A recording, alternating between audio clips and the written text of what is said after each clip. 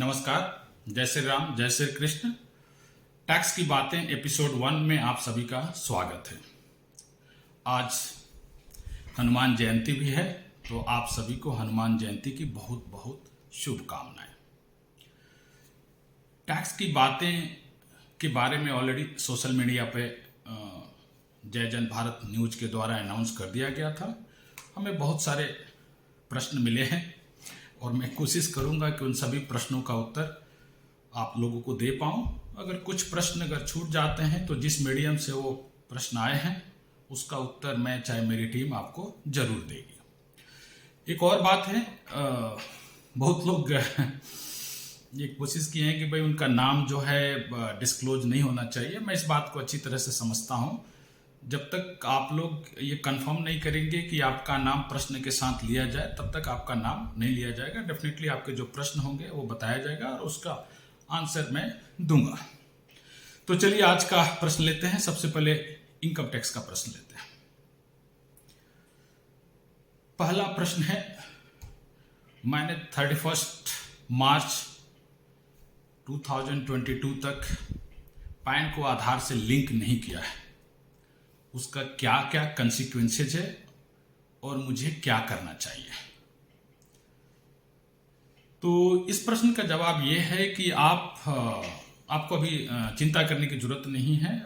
आधार से पैन के लिंकिंग के डेट को 31 मार्च 2023 तक एक्सटेंड कर दिया गया है, बट उसके साथ कुछ कंसिक्वेंसेज, कुछ पेनल्टी आपको है। अभी भी आप उसको लिंक कर सकते हैं, लेकिन टिल जून तक, 30 जून 22 तक अगर आप लिंक करेंगे तो आपको 500 रुपये पेनल्टी देनी पड़ेगी। और उसके बाद अगर आप लिंक कर रहे हैं टिल 31 मार्च 23 तक, देन आपको 1000 रुपीज पेनल्टी पे करना पड़ेगा आधार से पैन को लिंक करने के लिए, पैन आधार लिंकिंग के लिए। अब कंसिक्वेंसेज क्या है अगर आप लिंक नहीं कर रहे हैं। सपोज आपने 31 मार्च 2023 तक उसको लिंक नहीं किया, तो इस केस में आपका जो पैन है वो इनऑपरेटिव हो जाएगा। अब इनऑपरेटिव पैन्स के जो प्रॉब्लम हैं वो ये है कि जो आपके जो बैंक अकाउंट से, चाहे जो भी आप फिनेंशियल ट्रांजैक्शंस करते हैं जहां पे आपने पैन नंबर दिया है, वो सारे इनऑपरेटिव हो जाएंगे और एक्चुअली वो ट्रांजैक्शन आप नहीं कर पाएंगे।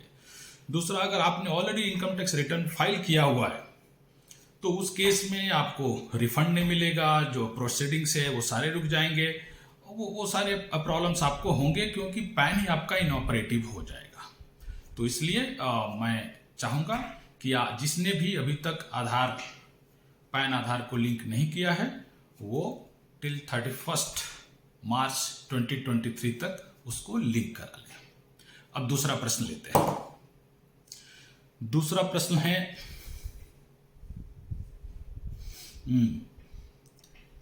दूसरा प्रश्न है कि मैंने फिनेंशियल ईयर 2021 असेसमेंट ईयर 21-22 का रिटर्न्स 31 मार्च तक फाइल नहीं किया, क्या मैं वो रिटर्न अब फाइल कर सकता हूं? और अगर फाइल नहीं कर पाया तो उसके क्या क्या परिणाम होंगे, दुष्परिणाम होंगे, कंसिक्वेंसेज होंगे। तो फ्रेंड, आप तो पहली बात तो कि आप 31 मार्च 2022 लास्ट डेट था फिनेंशियल ईयर 2021 जैसे असेसमेंट ईयर 21-22 का रिटर्न फाइल करने के लिए, वो अब खत्म हो चुका है सब। तो अब मंथ ऑफ अप्रैल में है, प्रैक्टिकली आप रिटर्न फाइल नहीं कर सकते। अब रिटर्न अगर आपको डिपार्टमेंट से नोटिस मिलता है तो उसके बाद आप फाइल कर सकते हैं। और अगर एक और प्रोविजन है सेक्शन 119 में, बट वो काफ़ी जो है ना कम्बरसम प्रोसेस है और वो छोटी चीज़ों के लिए आप जाके वहाँ से प्रिंसिपल कमिश्नर, चीफ कमिश्नर के ऑफिस से आपको वो लाना है फाइलिंग के लिए, तो वो प्रैक्टिकली वो पॉसिबल नहीं है। सो नॉर्मल सिनारियो में आप फाइल नहीं कर सकते। अब इसके कंसिक्वेंसेज क्या होंगे?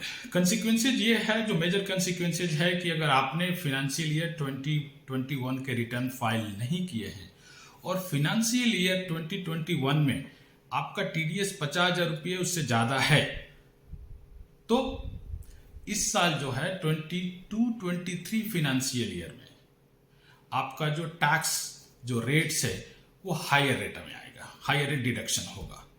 तो बिकॉज जो फिनेंस एक्ट 2022 में इसका प्रोविजंस है और जिस तरीके के आपका जो है सोर्स ऑफ इनकम होगा उसी तरीके से उसमें जो हायर रेट ऑफ TDS है वो डिडक्ट होगा। तो ये that is the major consequences अगर आप रिटर्न फाइल नहीं किए हैं।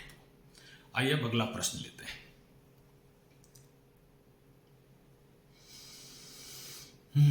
अगला प्रश्न है, नाम नहीं बताऊंगा बट काफी अच्छा प्रश्न है और जनरली ये होता है। अब वो बोल रहे हैं कि भाई मैंने जो है अपना जो ITR 2021 फाइनेंशियल ईयर जिसका असेसमेंट ईयर 21-22 है उसमें 44.5 लाख रुपीज का टर्नओवर बता के ITR 4 फाइल किया, बट मैं GST में उस साल में रजिस्टर्ड नहीं हूं, अभी भी रजिस्टर्ड नहीं हूं। तो क्या इस बेस पे मुझे GST में नोटिस आएगा और क्या अभी मुझे रजिस्ट्रेशन करा लेना चाहिए? तो दो प्रश्न है। पहला प्रश्न जो इनकम टैक्स का है उस पर दे देता हूं मैं कि और रिलेटेड टू GST है, दोनों मिक्स है आपका इस प्रश्न। तो जब आप 44,50,000 का टर्नओवर जब आप शो कर रहे हैं, तो ये जो प्रश्न है वो बिहार से है। तो बिहार में जो है बेसिकली पूरे नेशन में सेम रेट है एक्सेप्ट तेलंगाना और ईस्टर्न स्टेट्स, थ्रेशोल्ड लिमिट थोड़ा डिफरेंट है, but rest of the country में थ्रेशोल्ड लिमिट जो है अगर आप गुड्स में डील कर रहे हैं तो 40 लाख रुपीज है। सो 40 लाख के ऊपर अगर आपका टर्नओवर है तो you have to mandatory registered under GST। अब आपका जो टर्नओवर है ऑलरेडी 40 लाख को क्रॉस कर चुका है, अगर इसको मैं गुड्स मान रहा हूं क्योंकि आपने उसमें मेंशन नहीं किया है कि आप गुड्स में डील करते हैं सर्विसेज में डील करते हैं, बट अगर आपने ITR 4 फाइल किया है और मैं एज्यूम कर रहा हूं कि आपने 44 AD में जो है उसको डिस्क्लोज किया होगा, मतलब वो गुड्स है तो उस केस में 40 लाख तक थ्रेशोल्ड लिमिट है। अगर आप सर्विसेज में डील कर रहे हैं तो उस केस में 20 लाख ही है। तो अगर इससे आपका टर्नओवर एक्सीड करता है, in case of services 20 lakh से एक्सीड करता है तो आपको कंपलसरी GST में रजिस्ट्रेशन कराना है। अगर 40 लाख गुड्स में डील कर रहे हैं तो 40 लाख से एक्सीड कर रहा है तो आपको कंपलसरी GST में रजिस्ट्रेशन मैंडेटरी कराना था। अब है कि आपने GST में रजिस्ट्रेशन 2021 में नहीं कराया था और आपने अपने इनकम टैक्स रिटर्न में 44,50,000 का टर्नओवर दिखाया है। तो फ्रेंड आपको नोटिस तो आने के चांसेस बहुत ज़्यादा है। मैं ये कह सकता हूँ आपको नोटिस आएगा भी, because income tax and GST department में CBDT एंड CBIC दोनों में एक एग्रीमेंट्स है कि वो डेटा आपस में शेयर करते हैं।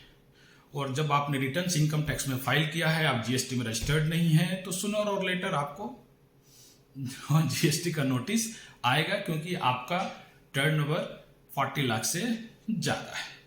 अब आपको क्या करना चाहिए? तो मेरे ख्याल से आपके ऑलरेडी इस साल भी ऑलरेडी आप पिछले साल 44 लाख पे हैं, 40 लाख क्रॉस कर चुके हैं। अगर आप गुड्स में डील कर रहे हैं तो मेरे हिसाब से आपको GST में रजिस्ट्रेशन अभी करा लेना चाहिए। कम से कम इस साल से तो आप उसको प्रॉपर तरीके से GST का जो भी है आपको कलेक्ट करना चाहिए कस्टमर से और गवर्नमेंट को पे करना चाहिए।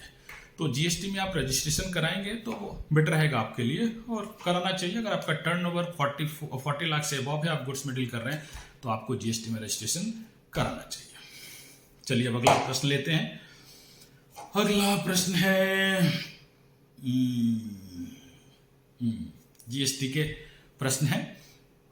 तो अगला प्रश्न है उसमें ये पूछ रहे हैं कि ये जो है ये इन्होंने इनपुट क्लेम किया था, परचेजर है, इनवर्ट सप्लाई इन्होंने लिया था, उसके बेसिस पे इन्होंने इनपुट टैक्स क्रेडिट क्लेम कर लिया था, ITC क्लेम कर लिया था, बट इन्होंने अपने सप्लायर को जो है पेमेंट्स नहीं किया है लास्ट 8 मंथ से।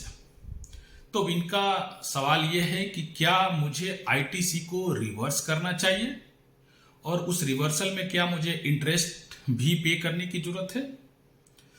तो इस केस में मैं आपको ये बताना चाहूँगा कि GST सेंट्रल CGST एक्ट 2017 के सेक्शन 16 सबसेक्शन 2 का सेकेंड प्रोवाइजो, उसमें एक प्रोविजन है कि अगर आप सप्लायर से गुड्स परचेज करते हैं और ITC क्लेम करते हैं और विद इन 180 डेज अगर अपने सप्लायर को पेमेंट्स नहीं करते हैं, उस केस में आपको ITC को रिवर्स करना पड़ेगा।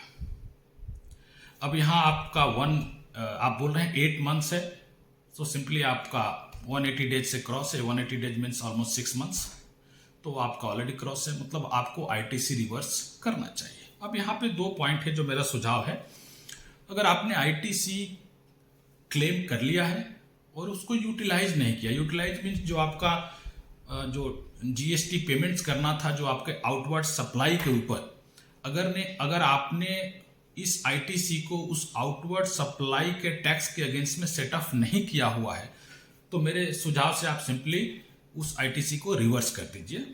अगर आपने उसको यूटिलाइज कर लिया है देन आपको 18% पर एनम के हिसाब से इंटरेस्ट कैलकुलेट करके फ्रॉम डेट ऑफ इनवॉइस, जो भी आपका जब आपका ये आप क्रॉस कर रहे हैं तब आपको इंटरेस्ट जो है वो पेमेंट्स करना पड़ेगा। अब यहाँ पे अगर आपने पार्टली पेमेंट कर दिया हो तो फिर पार्टली रिवर्सल होगा, और जैसे ही आप जब पेमेंट करेंगे, रिवर्स तो आपको अभी करना पड़ेगा, लेकिन जब आप पेमेंट्स कर देंगे तो फिर आप उस आईटीसी को क्लेम कर सकते हैं। ओके, थोड़ी कॉम्प्लिकेटेड है, अगर आपको नहीं समझ में आए तो दोबारा आप मेल भेज सकते हैं, दोबारा से आपको डिटेल में रिप्लाई करेंगे। अगला प्रश्न लेते हैं। अगला प्रश्न है अगला प्रश्न है कि क्या मुझे जीएसटी में रजिस्ट्रेशन कराना चाहिए अगर मेरा टर्नओवर 40 लाख से ऊपर है? तो अगर मैं करा रहा हूं तो मुझे फायदे क्या हैं, और अगर मैं नहीं करा रहा हूं तो मुझे नुकसान क्या है? सबसे पहली बात तो है कि बहुत सारे लोग जीएसटी में रजिस्ट्रेशन कराना नहीं चाहते, शायद उनमें से एक आप हो।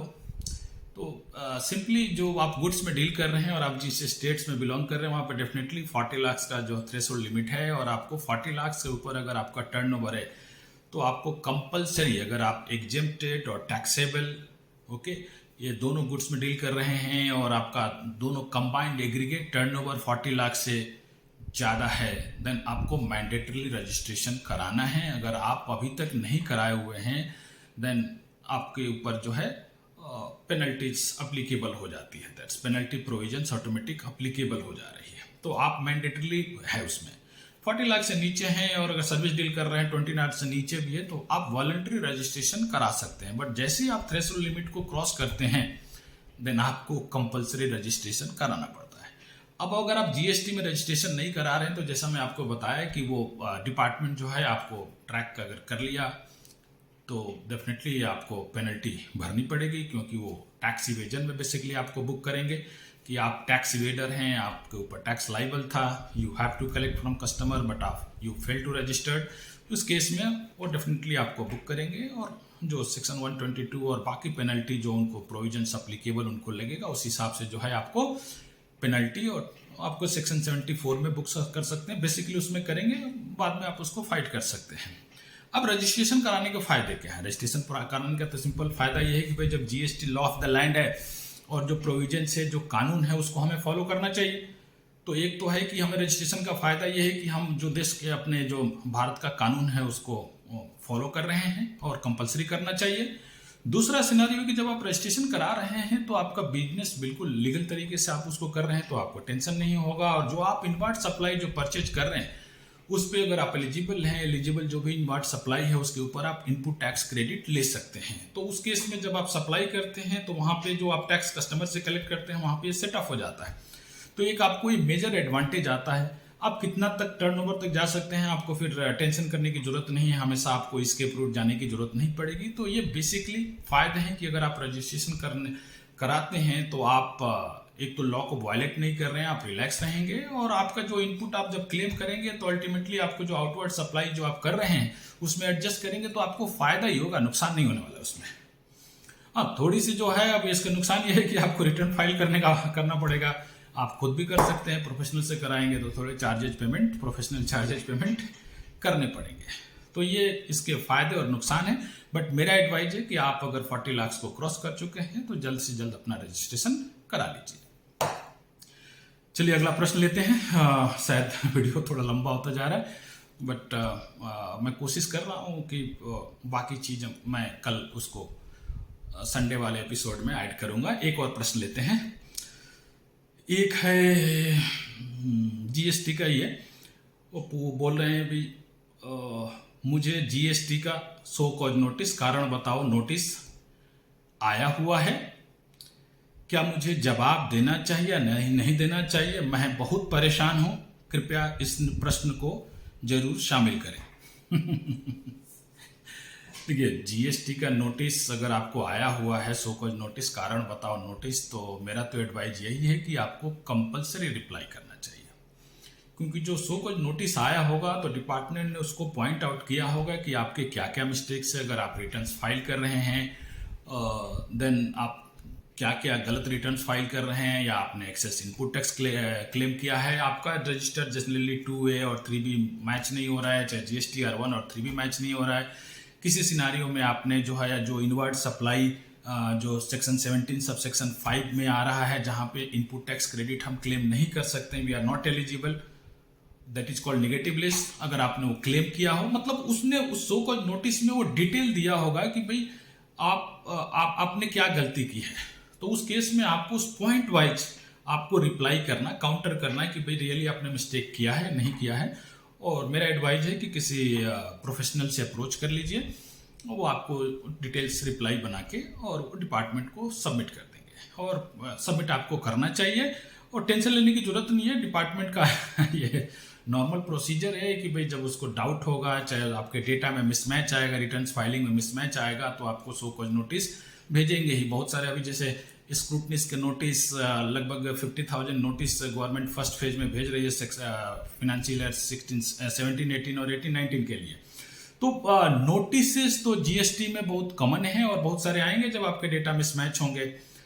जैसा मैं आप लोग को बता दूं कि गवर्नमेंट बहुत सारी चीज़ों में जो सख्त एक्शन ले रही है, बिकॉज लगभग उन्होंने 4-5 सालों में 52,000 करोड़ के टैक्स इवेजन डिटेक्ट किए हैं।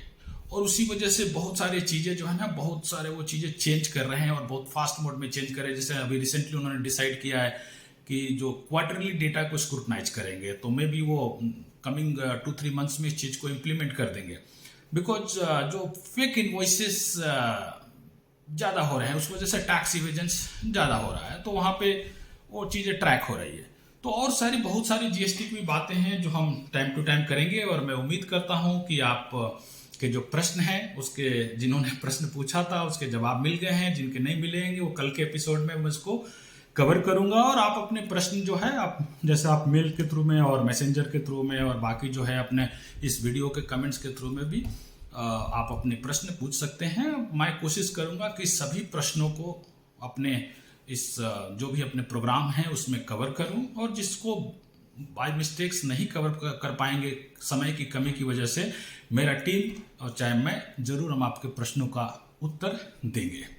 अब दो तीन बातें हैं जो जीएसटी के बारे में अभी कर ली जाए।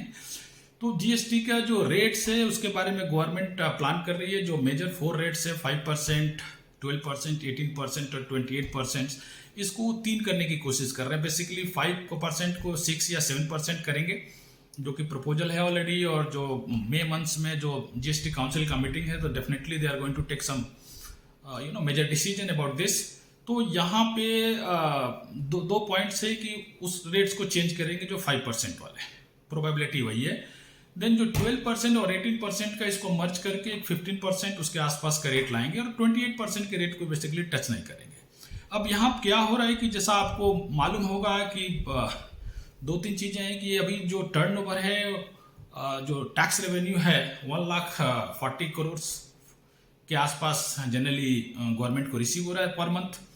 और इसमें और सारे जो पॉइंट्स है वो ये है कि लगभग 7 करोड़ के आसपास जो ई वे बिल्स जनरेट हो रहा है पर मंथ। तो ये काफ़ी जो है ना पॉजिटिव तरीके से जीएसटी का कलेक्शन बढ़ रहा है। और इसमें इस वजह से वो रेट्स को जो है गवर्नमेंट कोशिश कर रही है कि उसको मर्ज करें। बिकॉज इसमें गवर्नमेंट को क्या है कि जो 18% का रेट है उसमें से उसको मेजर कलेक्शन है, लगभग 65 to 70% जो कलेक्शन आ रहे हैं उनको 18% के रेट से आ रहे हैं। तो उनके पास भी बहुत सारे जो डेटा है उसके हिसाब से एनालिसिस करेंगे, और वो कोशिश कर रहे हैं कि रेट्स को जो है ना मर्ज करके 12 और 18% को मर्ज करके एक सिंगल रेट 15 और उसके आसपास का लाया जाए। जीएसटी के बारे में बहुत सारी बातें होगी, इनकम टैक्स के बारे में बहुत सारी बातें होगी। आज तो पहला एपिसोड है और कोशिश करेंगे कि इस मोमेंटम को कंटिन्यू करें। आप लोगों ने इस वीडियो को ध्यान से देखा उसके लिए बहुत बहुत धन्यवाद। नमस्कार। जय श्री राम, जय श्री कृष्ण।